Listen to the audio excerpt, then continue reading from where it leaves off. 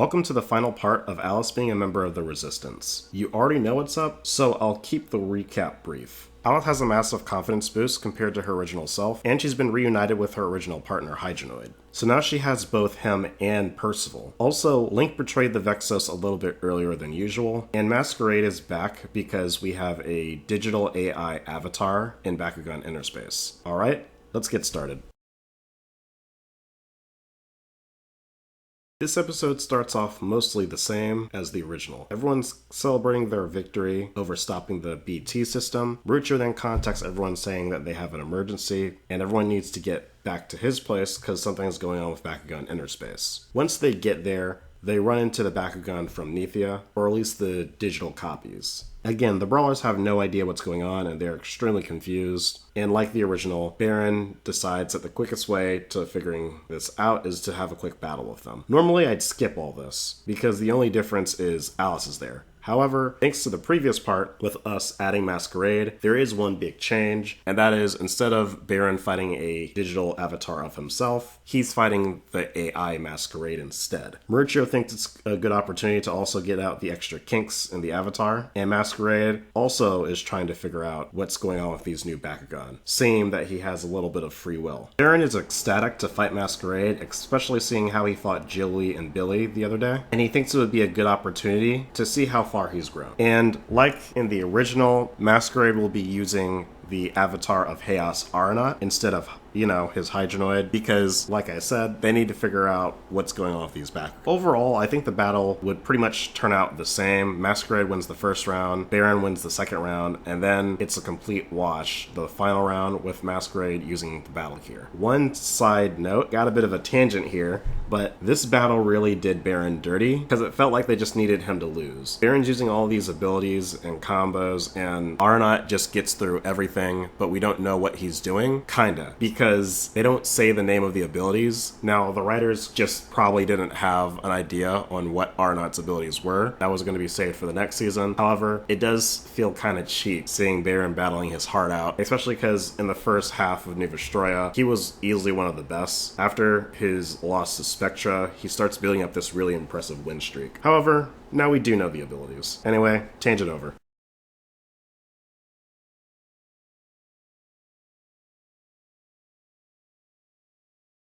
This is the final battle between Spectra and Dan. Nothing really changes besides the fact that Alice is here, so we're moving on. Now that Keith, or Spectra, is a member of the cast, he's helping Mauricio trying to figure out what's the deal with the mysterious Bakugan and this mysterious data that he received, which caused him to get his battle gear. The main reason I'm not skipping this is because I realized we had a really interesting opportunity. Personally, I was a little annoyed with how things kept going after Spectra's final battle. I do like Spectra a lot, but I thought it was going to be the end of the Spectra character and we were going to get more time with him as Keith. However, the next episode, he immediately battles Dan again as Spectra so they can get more information on the digital copy Bakugan. And he loses every time. Now, granted, this is just a test. It's not like he was using Helios, but it kind of bummed me out that Drago's the only one who gets battle gear, and it has to be Spectra. So, I have a better alternative. To avoid this little nitpick of mine, I propose they go into Bakugan Inner Space. Spectra claims he needs to test the battle gear and analyze the data, all the nonsense, so they can get battle gear for Drago. However, he wants to understand the ins and outs of the digital copies as well.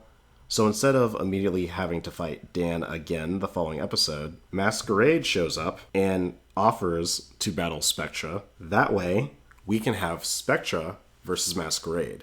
And the best part is, this isn't technically the real fight between them, because they're not going to be using their actual Bakugan. They'll be using the copies. That way you have the excuse. It doesn't really matter which side you're on. If you like Spectra more and he loses, well, Spectra wasn't going all out. He wasn't even using Helios. Masquerade also wasn't going all out. He wasn't using Hydronoid. And they're both new Bakugan. They're both trying to figure out how to get the ins and outs of the battle gear working. Overall, it's a really good idea, in my opinion at least. Now, who would win this battle? I would honestly just flip a coin, and whoever it lands on, you can just say that. I flipped a coin, It landed on heads, so I gave it to Masquerade. But in the end of the day, it doesn't really matter. The opportunity to have Masquerade and Spectra fight in any capacity is just really cool, even if it's not the true result.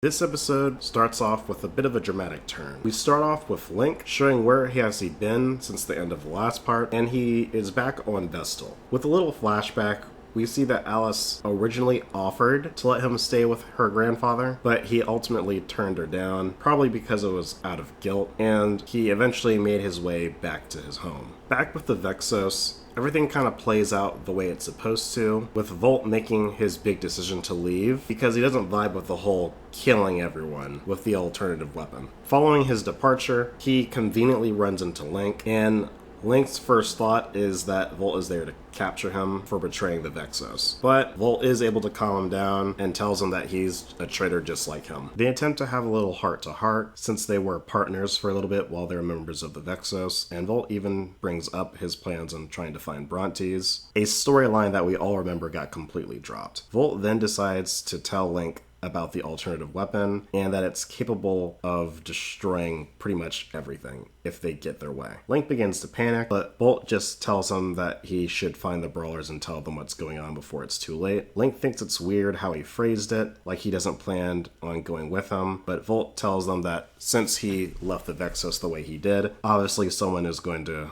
go looking for him, and he plans on buying Link enough time so he can get to the brawlers. Link finds the whole buying time thing unnecessary and said that they both could just go together or even fight them off together. If the worst case scenario happens, Volt will never be able to find Brontes, but Volt tells him that he has a reason to fight, therefore he doesn't really plan on losing. He then tells him to hurry up while he still has a chance, and Link starts to book it. A few moments later, Prince Hydron shows up, and the battle that is supposed to happen this episode does happen. I like to imagine, for the sake of plot, Hydron is able to somehow find out that Link knows the plan, and he's in a bit of a panic trying to end the battle as quickly as possible. And I really don't see a reason why Volt wouldn't cheat the way he actually did in the show, but regardless, when it's all said and done, Volt still ends up dying the way he is supposed to.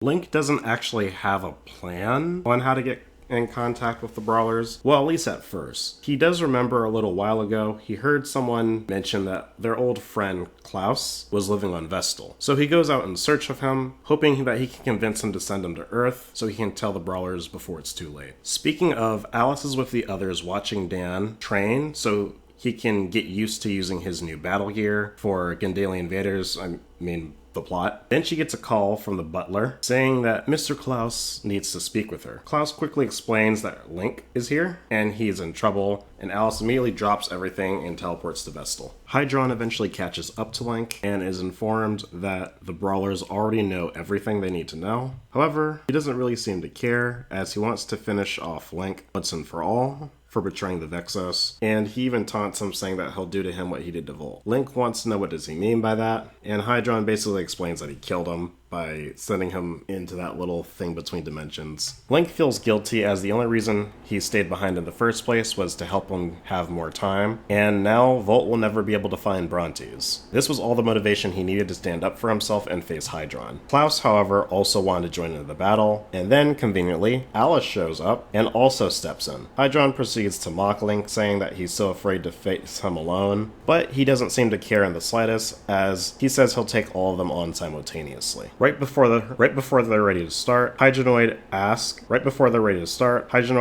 if he can take on the leader of the Vexos, as he's basically the reason he was tortured. Percival agrees, so Alice will be using Percival for this battle. The battle starts with Hydron setting his gate card and throwing Subterra Dryoid. Link sends out Ventus Alus, I don't know if I'm saying that right, and Alice throws out Hydronoid. Hydron starts off by activating Knuckle Vulcan, and Alice responds with Indigo Nightmare. Link uses Sky Impact, And seeing as he's going to lose this little clash, Hydron immediately activates Merge Shield to block the attacks. He also immediately activates his gate card to give himself the extra boost. The shield is barely able to hold up, so Alice uses Death Trident. It breaks the shield, but Hydron uses Murasame Blade to cut through the attack before it can land. As he closes in on Alice, Link tries to use Sky Impact a second time. Hydron sees this and uses Shu Dragonfly and Giga Reflector to bounce back the attack and snipe Alus out of the sky. It doesn't knock him out. With that done, Hydron then uses Sword Smasher and Geki Dust Barrier. However, Klaus negates that ability with Devora and Tamusa, which also sends Cyranoid into the battle. I could not have said that ability right,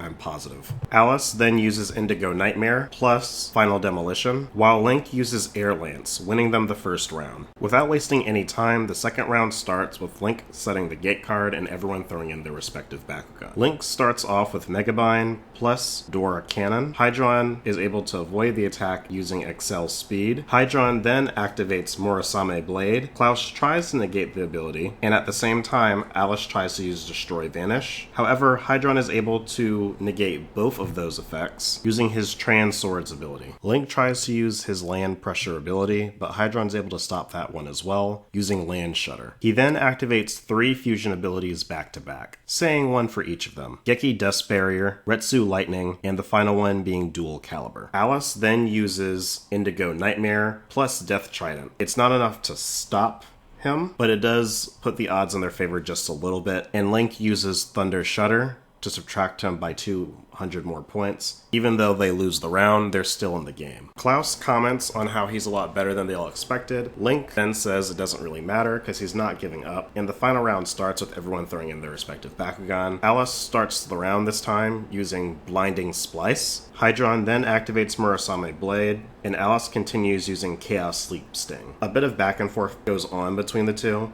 Then Alice uses a triple ability, Death Trident plus Indigo Nightmare, and the fusion ability Final Demolition. Hydron comments on how he forgot how dangerous Hydronoid was, since he's been his trophy for so long. He then activates his gate card, Devour Darkus, as he now decides that he needs to get rid of Hydronoid sooner rather than later. Link negates the gate card. Hydron's only way of avoiding the attack is to use the Excel Speed ability once again. He's able to do it just barely, and Link comments on how Hydron's best option is to surrender at this point, because he can't possibly win. Hydron tells Link to shut up, and we get a little similar conversation that we did to the original, with how he is only doing this so he can get the approval of his father. This clearly gets under Hydron's skin, so he uses his triple fusion ability combo, along with Dual Caliber, to take Link out of the match and destroy Luz. He then starts to berate Link the way he did in the show, about how no one wants him, he's just a nobody, and the only place he belongs is at the bottom of his shoe. Alice is clearly upset by this, and then defends Link, saying that he's wrong about him. She then activates Destroy Vanish, but Hydron retaliates by using Excel Speed. I like to imagine he's rushing towards Hydronoid and cutting the tendrils. Alice then calls out her Bakugan trap and uses Darkest Fly Arrow, which combines the power of it and Hydronoid, while also adding additional 400. Now, Triad is too close to avoid the attack, so it will just have to block it with its sword. Klaus then jumps in using Enforcement Wave, and Alice activates her fusion ability, Final Demolition. If you want a visual, imagine the big clash at the end of the Cell Saga. I'm pretty sure you know the one. With this, Hydron loses the match and is forced to return home with his tail between his legs. He does try to kill all 3 of them like he did to Link in the original. However, Alice is able to teleport all 3 of them to safety, and then they get out of there. Like I said much earlier, Masquerade's teleportation is kind of busted in the right hands. Now that the battle is over, Alice tells everyone and Spectra about the whole alternative weapon, which brings this episode to a close. So originally, I really tried to stick with the rule that Alice wouldn't really interrupt with any battles she wasn't involved with, or if there were any battles that Ace wasn't involved with. So, sorry, I am a fraud. If you want to know what would happen if Alice didn't show up, well, with Klaus there, they probably would end up winning. He's pretty good, you know? The only issue is Link and Klaus would probably be dead, as Alice is probably the only way they're getting out of that situation. Now, granted, she could show up and save them at the very end.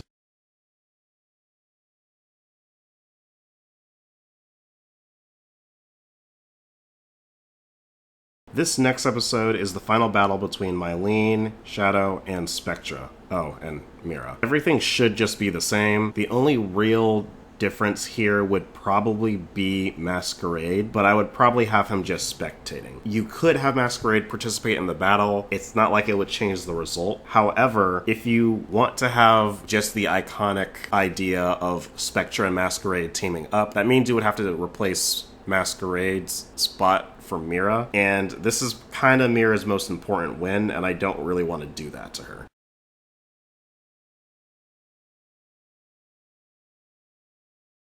Well, everything else till the end of the show is pretty much the same. The only difference is, well, Alice is there when they defeat Zenaheld, and Link is alive. I could go into some details, but again, it's not really much of a difference that I would really need to go over, because Ace didn't really do much at this point, and same with Alice.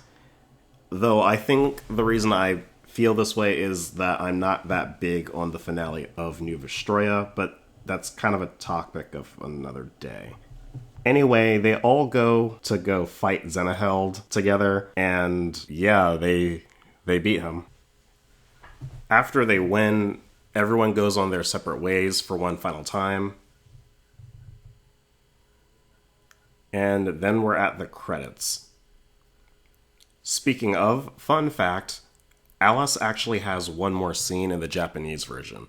During the credits, it's shown that she's working on Bakugan Interspace with Marucho, or at least Marucho's showing it off to her. But yeah, sorry for the lackluster ending. We kind of covered all the important parts. The only real thing I could add at this point would be some little filler stuff. For example, I never tackled any possible ships here because I didn't really want to dabble in that. I know Alice and Shun is really popular. Maybe some people would like Link and Alice, but while Link probably does have feelings for Alice, I'm actually almost positive about that one. I don't really have enough evidence to say Alice would turn those feelings for Link. Maybe you could have made an episode out of that if we had a bit more time. Like, let's say Link gets jealous of Shun. Maybe he could jokingly challenge him to a battle and then get bodied. Anyway, we are finally done with this series. I will probably be uploading a complete version. That way I have some extra time to fix the audio issues with part 1. And if you're curious on what I'm going to do next, I have some ideas, but I'm still workshopping them. And I've seen some people ask if I'm going to be doing Bruno and Julie in New Vestroia, and I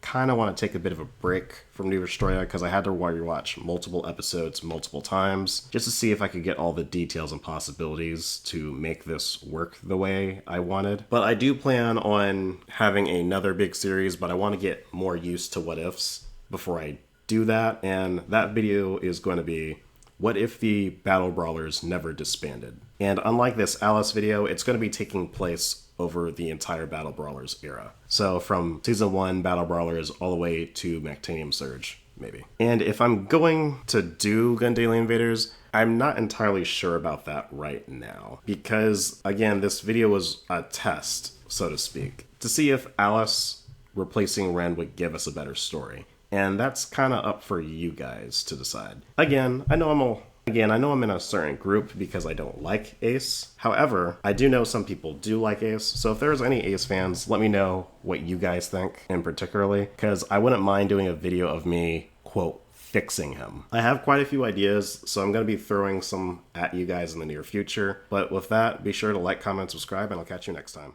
Peace.